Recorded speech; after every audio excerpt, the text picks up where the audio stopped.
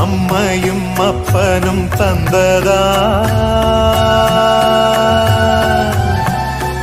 இல்லை ஆதியின் வல்வினை சூழ்ந்ததா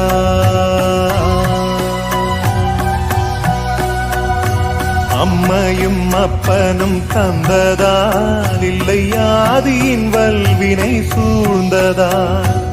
இம்மையை நான் அறியாததா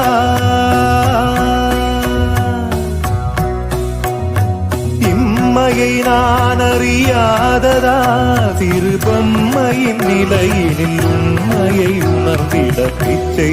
பாத்திரம் ஏந்தி வந்தேன் ஐயனே என் ஐயனே பிச்சை பாத்திரம் ஏந்தி வந்தேன்